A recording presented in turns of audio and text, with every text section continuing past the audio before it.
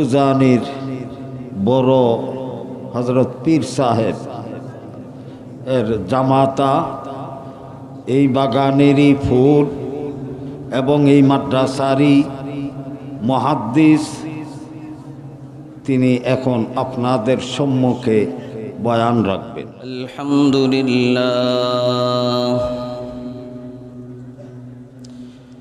الحمد لله الذي خلق فسوى وقدر فهدى وأعطى كل شيء خلقه ثم هدى. الحمد لمن هدى من ضلاله وأنقذ من جهاله وأنار الأبصار وأحيا الضمائر والأفكار. ونشهد أن لا إله إلا الله وحده لا شريك له. صلى الله على نهاية خلاصة الأصفياء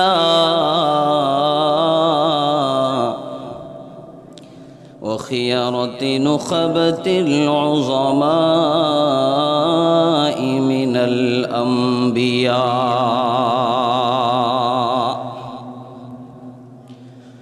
محمد المختار من خيار الأخيار وعلى آله وصحبه الكرام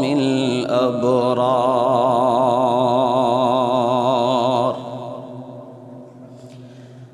أما بعد فأعوذ بالله من الشيطان الرجيم. بسم الله الرحمن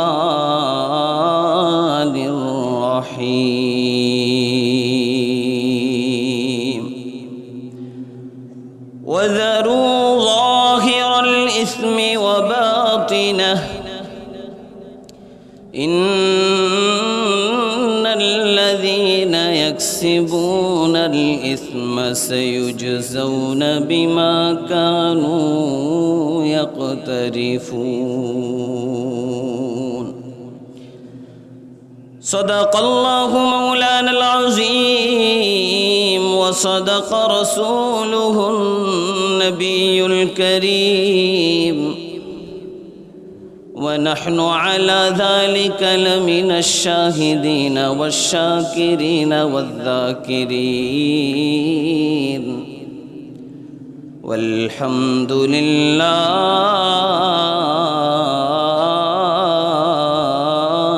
رب العالمين. اللهم صل على محمد وعلى آل محمد كما صليت على إبراهيم وعلى آل إبراهيم إنك حميد مجيد. اللهم بارك على محمد وعلى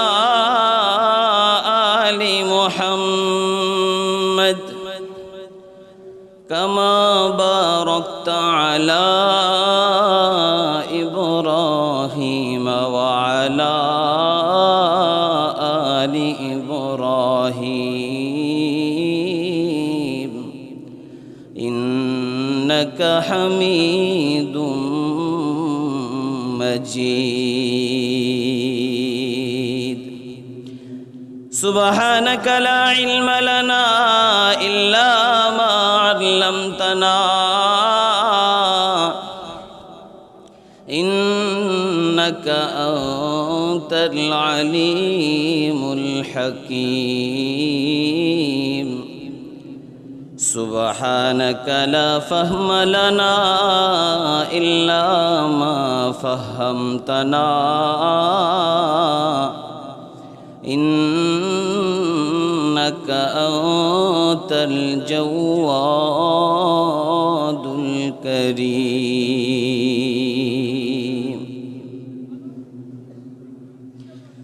ঐতিহ্যবাহী জামিয়া ইসলামিয়া ইব্রাহিমিয়া উজানি মাদ্রাসা কর্তৃক আয়োজিত বাৎসরিক মাহফিলে আগত সম্মানিত মুসল্লিয়ান একরাম, কলিজার টুকরা ছোট ছোট বাচ্চারা, পর্দার অন্তরালের শ্রদ্ধেয়া মা ও বোনেরা,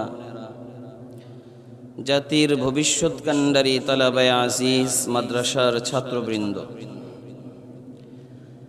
আল্লাহ তাবারকা ওয়া তাআলার দরবারে অসংখ্য অগণিত শুকরিয়া। আল্লাহ তাআলা আমাদেরকে ফেরেশতাদের দ্বারা বেষ্টিত মাজলিস দ্বীনি মাহফিলে অংশগ্রহণ করার,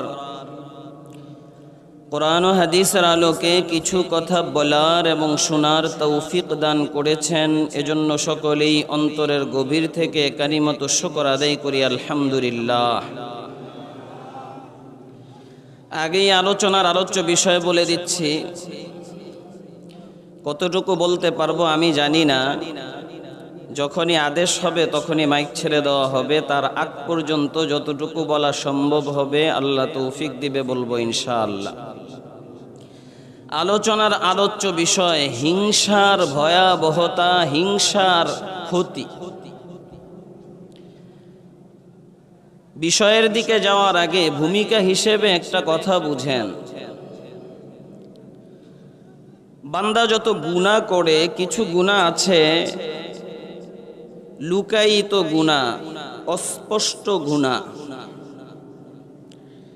আর কিছু গুনাহ আছে স্পষ্ট গুনাহ, যেটা মানুষের সামনেও প্রকাশ পায়। আল্লাহ তাআলা কোরআন শরীফের সূরাতুল আনআমের 120 নম্বর আয়াতের মধ্যে বলেন, যেটা আমি তেলাওয়াত করেছি আপনাদের সামনে। আল্লাহ বলেন, ওয়াযারু যাহিরাল ইসমি ওয়া বাতিনাহ। বান্দা, বাহ্যিক গুনাহ, গোপন গুনাহ, সব গুনাহ ছেড়ে দাও। এখন এটার ব্যাখ্যা কি? আমি বলি ব্যাখ্যাটা দুই রকমের হতে পারে। একটা ব্যাখ্যা তো হলো, কিছু গুনাহ আছে মানুষ অন্যের দৃষ্টির আড়ালে করে।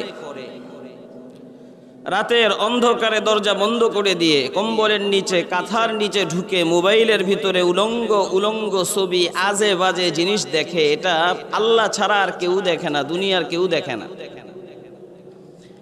এটা গোপন গুনাহ। রাস্তায় টিভি চলে, সবাই সেখানে বসে একসাথে দেখতেছে, প্রকাশ্য গুনাহ। আল্লাহ বলে, বান্দা গোপন গুনাহ, প্রকাশ্য গুনাহ সব ছেড়ে দাও। এক ব্যাখ্যা তো এটা হতে পারে। দ্বিতীয় ব্যাখ্যা, বান্দা কিছু গুনাহ করে অঙ্গ প্রত্যঙ্গ দিয়া, আর কিছু গুনাহ করে অন্তর দিয়া। অঙ্গ প্রত্যঙ্গের গুনাহ এগুলো প্রকাশ্য গুনাহ, অন্তরের গুনাহ এটা গোপন গুনাহ, বাতিনি গুনাহ। আল্লাহ বলে, বান্দা অন্তরের গুনাহও ছেড়ে দাও, বাহ্যিক অঙ্গ প্রত্যঙ্গ দিয়ে যেই গুনাহ করো ওই গুনাহটাও ছেড়ে দাও। যতক্ষণ পর্যন্ত এই দোনো ধরনের গুনাহ বান্দা পরিহার না করতে পারবে, ততক্ষণ পর্যন্ত প্রকৃত অর্থে আল্লাহর ওলি হতে পারবে না। আল্লাহ তাআলা, আমি আজকে আপনাদেরকে বিশেষভাবে অন্তরের একটা বিশেষ গুনাহ নিয়ে কথা বলছি। কোরআন শরীফের সূরা শুআরার 88-89 নম্বর আয়াতের মধ্যে আল্লাহ বলেন, ইয়াউমা লা ইয়ানফাউ মালু ওয়ালা বানুন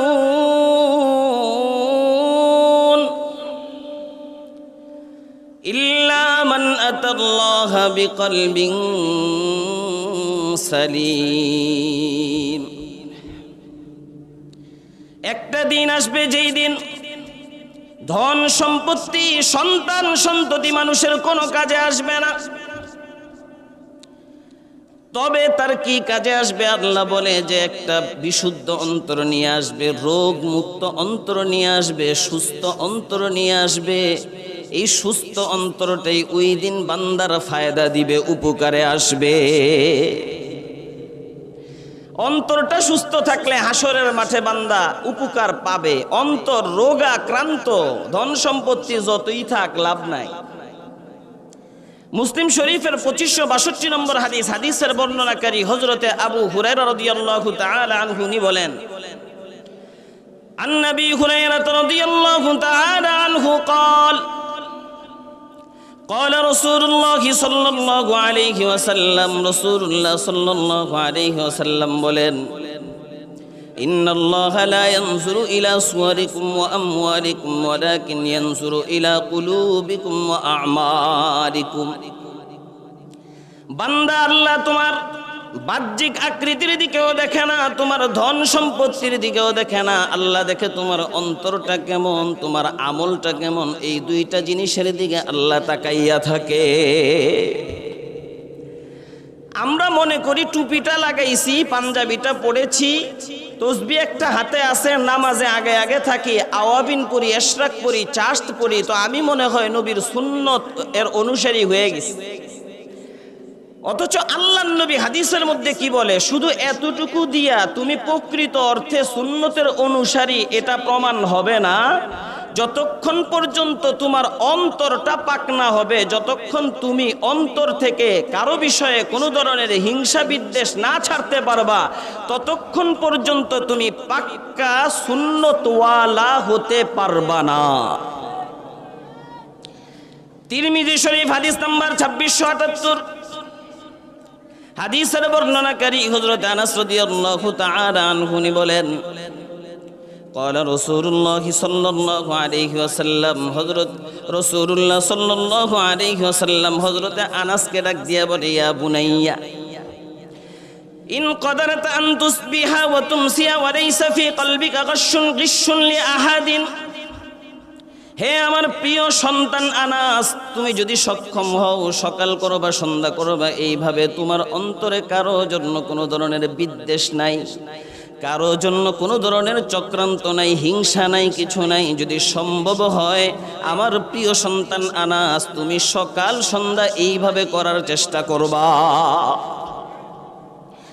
সুম্মা ক্বালা লাহু, এরপরে হযরত আনাসকে বলল, ওয়াযালিকা মিন সুন্নতি, খুব ভালো করে জেনে রাখো আনাস, এটাই আমি নবীর সুন্নত, আমি নবীর সুন্নত।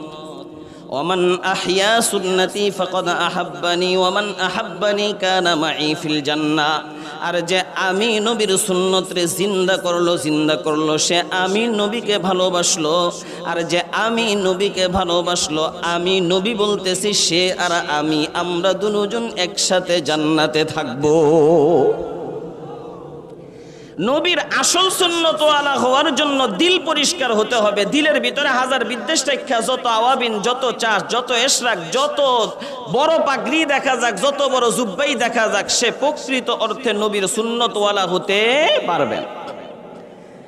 দিলের যতগুলো অন্যায় আছে তার ভিতরে একটা মারাত্মক অন্যায়ের নাম হলো হিংসা। হিংসার বিষয়ে আমি আপনাদেরকে 3টা পয়েন্টে কথা বলবো। 1 নম্বর পয়েন্ট, হিংসা এটা কাদের বৈশিষ্ট্য। 2 নম্বর পয়েন্ট, হিংসার ক্ষতি কি। 3 নম্বর পয়েন্ট, হিংসা থেকে বাঁচার উপায় কি। এই 3টা পয়েন্ট বলার আগে হিংসার সামান্য একটু পরিচয় সংক্ষেপে দিয়ে দিচ্ছি। কিতাবের মধ্যে হিংসা কাকে বলে? হিংসার আরবি শব্দ হলো আল হাসাদ। এটার আল্লাহর রাসূল 2টা প্রকার করেছেন। একটা প্রকার হলো আল হাসাদুল হাকিকি, আরেকটা প্রকার হলো আল হাসাদুল মাজাজি। হাসাদুল হাকিকি কি, ওটার ব্যাখ্যা উলামায়ে কেরাম লিখেছে তামান্নি জাওয়ালি নি'মাতিল গায়র। আরেকজন একটা নেয়ামতে আছে, আল্লাহ তাকে অনেক ধন সম্পত্তির মালিক বানিয়েছে, আল্লাহ তাকে অনেক রূপ সৌন্দর্যতার মালিক বানিয়েছে, আল্লাহ তাকে অনেক ইলমের মালিক বানিয়েছে, আল্লাহ তাকে অনেক সম্মান দান করেছে। এখন আমি বিত্তে বিত্তে খালি জ্বলি, আর বিত্তে বিত্তে এটা আমার আসে, এটার সৌন্দর্যতা নষ্ট হয়ে যেত, এটার টাকা পয়সা সব শেষ হয়ে যেত, এটার এলেম বরবাদ হয়ে যেত, এটা মানুষের কাছে অসম্মান হয়ে যেত। এটার নাম হিংসা। আরেকটা হলো আল হাসাদুল মাজাজি, যেটাকে আরবিতে তো হাসাদ শব্দ বলছে, কিন্তু বাংলায় বললে হিংসা বলবে না, বাংলায় বললে বলবে ঈর্ষা, যেটা দোষণীয় নয় বরং পছন্দনীয়। ইবনে মাজাহ শরীফের মধ্যে আছে, রাসূলুল্লাহ সাল্লাল্লাহু আলাইহি ওয়াসাল্লাম বলেন, লা হাসাদা ইল্লা ফিসনাতাইন, দুইটা জিনিসের মধ্যে হিংসা চলে, এছাড়া আর কোনো জিনিসের মধ্যে হিংসা চলে না। হিংসা চলে না। একজনের সাথে হিংসা করা যায়, সে কে রাজুলুন আতাহুল্লাহুল কোরআন, যাকে আল্লাহ কোরআন দান করলো, কোরআন, ফাহুয়া ইয়াকুমু বিহি আনা আল-লাইলি ওয়া আনা আন-নাহার, সে এই কোরআন দিয়া দিনে রাতে দণ্ডায়মান থাকে। আর মানে রাতের বেলাও কোরআন অনুযায়ী আমল করে, দিনের বেলাও কোরআন অনুযায়ী আমল করে, দেশ বিদেশে ঘুরে ঘুরে কোরআনকে প্রতিষ্ঠা করার চেষ্টা করে, রাতে তেলাওয়াত করে, দিনে ওটাকে দরস দান করে। এই ব্যক্তির সাথে হিংসা করা যায়, মানে ঈর্ষা করা যায়। মনে মনে এটা ভাবা যায়, ও যেমন দিনের কাজ করে, আল্লাহ যদি আমাকেও এমন দিনের কাজ করার সুযোগ দিয়া দিত। 2 নম্বর, রাজুলুন আতাহুল্লাহু মালা, আল্লাহ যাকে অঢেল সম্পত্তি দান করলো, ফাহুয়া ইউনফিকুহু আনা আল-লাইলি ওয়া আনা আন-নাহার, সে ওই টাকা পয়সা ধন সম্পত্তিগুলোকে সকালে সন্ধ্যায় দিনে রাতে সব সময় আল্লাহর রাস্তায় খরচ করার ধান্দায় লাইগা থাকে, খরচ করার ধান্দায় লাইগা থাকে। আল্লাহর নবী বলে, ঈর্ষা করলে তুমি এর সাথে ঈর্ষা করতে পারো, এর মানে তুমিও এটা মনে মনে চাইতে পারো, আল্লাহ আমাকেও যদি এত মাল দিত, আমিও তার মতো নেকের পথে এইভাবে 2টা হাত খুলে টাকা পয়সা খরচ করতাম। কিছু হিংসা দোষণীয়, কিছু হিংসা পছন্দনীয়। পছন্দনীয়টা বললাম। দোষণীয় হিংসার ফুকাহায়ে কেরাম আর মুহাদ্দিসরা 3টা স্তর লিখেছেন। 1 নম্বর স্তর, তামান্নি জাওয়ালি নি'মাতিল গায়র মা আদামিল হুসুলি লিনাফসিহি, এটা সবচেয়ে মারাত্মক।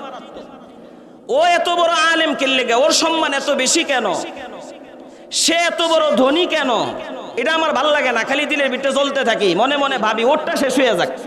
কিন্তু আমার এই ধান্দা নাই যে আমি বড় আলেম হয়ে যাবো, আমি অনেক টাকা পয়সার মালিক হবো, এর মানে আমার হওয়ার দরকার নাই, কিন্তু ওরটা হইব এটা আমি সহ্য করতে পারি না। এটা সবচেয়ে মারাত্মক। 2 নম্বর স্তর, ওর না হইয়া আমার হোক, মাল হুসুলি লিনাফসিহি, ওর থেকে বাদ পইরা এটা আমার জন্য হয়ে যায়। এটা 2 নম্বর। তার তো একটা দুনিয়ার লাভ আছে, মানে সে তো দুনিয়ার কিছু পাইতেছে, সে টাকা পয়সার মালিক হইতেছে, সেই হিসেবে হিংসা করে। আর 3 নম্বর স্তর, যেটা একটু দুর্বল স্তর, সেটা হলো তামান্নি জাওয়ালি নি'মাতিল গায়র মা আদামিল হুসুলি লিনাফসিহি ওয়া ইন হাসালা লাহু ফালা ইয়াতামান্না, যদি আমিও পাই তাইলে সে পাক, সমস্যা নাই, আর যদি আমি না পাই তাইলে ওরও পাইতে দিব না। এটা হলো হিংসার 3 নম্বর স্তর। আল্লাহর নবী হাদিসের মধ্যে কি বলে জানেন? এবার হিংসার বিষয়ে বলছি, যে 3টা পয়েন্ট বলছি। 1 নম্বর কথা, আল্লাহর নবী বলে, ইমানদার কোনোদিন হিংসুক হতে পারে না। আপনাদের জবান দিয়ে আমি একটা কথা বাইর করবো, এই স্লোগানটা আপনারা আমার সাথে দিবেন, আগে শিখাই দিই আমি। সেটা হলো, ইমানদার হিংসুক হতে পারে না। হিংসুক ইমানদার হতে পারে না। আমি যখন বলবো ইমানদার, আপনি বলবেন হিংসুক হতে পারে না। আমি যখন বলবো হিংসুক, আপনি বলবেন ইমানদার হতে পারে না। একবারের জন্য সবাই স্লোগানটা দেন আমার সাথে, ইমানদার হিংসুক। তিরমিজি শরীফ হাদিস নাম্বার 3109, হাদিসের বর্ণনাকারী হযরত আবু হুরায়রা রাদিয়াল্লাহু তাআলা আনহু বলেন, ক্বালা রাসূলুল্লাহ সাল্লাল্লাহু আলাইহি ওয়াসাল্লাম, রাসূলুল্লাহ সাল্লাল্লাহু আলাইহি ওয়াসাল্লাম বলেন, লা ইয়াজতামিআনি ফিন নারি মুসলিমুন কাতালা কাফিরান সুম্মা সাদ্দাদা ওয়া কারাবা। রাসূলুল্লাহ সাল্লাল্লাহু আলাইহি ওয়াসাল্লাম বলে, যেই মুসলমান কোন কাফেরকে জিহাদের মাঠে গিয়ে হত্যা করলো, আমি নবী বলতেছি, ওই মুসলমান আর কাফের কোনোদিন জাহান্নামের মধ্যে একসাথে জমা হইতে পারে না। এর মানে হলো কাফের জাহান্নামী, এটা পাক্কা, তাহলে এই মুসলমান যে জান্নাতি এটাও পাক্কা। দুই নম্বর ওয়ালা ইজতামিআনি ফিন্নার ওয়ালা ইজতামিআনি ফি জাওফি মুমিনিন গুবারুন ফি সাবিলিল্লাহি ওয়া ফাইহু জাহান্নাম। কোন বান্দার মুখে দিয়ে যদি পেটের মধ্যে আল্লাহর রাস্তার কোনো ধুলাবালি ঢুকে যায়, এই ধুলাবালি আর জাহান্নামের ধোঁয়া এই দুইটা কোনোদিন একসাথ হতে পারে না। এর মানে আল্লাহর রাস্তার ধুলাবালি যার ভিতরে যাবে সে জান্নাতি, এতে কোনো সন্দেহ না। তিন নম্বর ওয়ালা ইজতামিআনি ফি কলবি আবদিন আল ঈমান ওয়াল হাসাদ। আল্লাহর নবী বলে তিন নম্বর জিনিস, কোন বান্দার অন্তরে দুইটা জিনিস একসাথে জমা হতে পারে না। একটা হলো ঈমান আর একটা হলো হিংসা। হিংসা আর ঈমান কোনোদিন দুইটা এক বান্দার অন্তরে জমা হতে পারে না। এর মানে হিংসুক ঈমানদার হতে পারে না, ঈমানদার কোনোদিন হিংসুক হতে পারে না। সর্বপ্রথম দুনিয়াতে হিংসা যে করেছে তার নাম মিস্টার ইবলিস। বলেন সর্বপ্রথম হিংসুকের নাম? সূরা বনী ইসরাঈল আয়াত নম্বর 61-62 আল্লাহ তাআলা বলেন, ওয়াইদ কুলনা লিল মালাইকাতি ইসজুদু লিআদম ফাসাজাদু ইল্লা ইবলিস। আমি যখন বললাম তোমরা সিজদা করো, আদমরে সিজদা করো, সবাই সিজদা করলো, কিন্তু ইবলিস সিজদা করলো না। ইবলিস আল্লাহর ডাক দিয়ে কয় আসজুদু লিমান খালাকতা তিনা, ও আল্লাহ আপনি যারে মাটি দিয়া বানাইলেন আমি কি তারে সিজদা করবো, আমি কি তারে সিজদা করবো?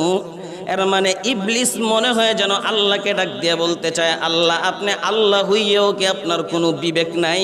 আপনি আমারে আগুন দিয়া বানাইলেন, আগুনের কাম উপরে যাওয়া, আদমরে মাটি দিয়া বানাইলেন, আদমের কাম মাটির কাম হইল নিচে যাওয়া। সিজদা করলে তো আদম আমাকে সিজদা করা দরকার, এখন তো উল্টা হয়ে গেছে। আল্লাহ পাক যা বললাম আমাদেরকে আমল করার তৌফিক দান করেন। আসসালামু আলাইকুম ওয়া রাহমাতুল্লাহি ওয়া বারাকাতুহু।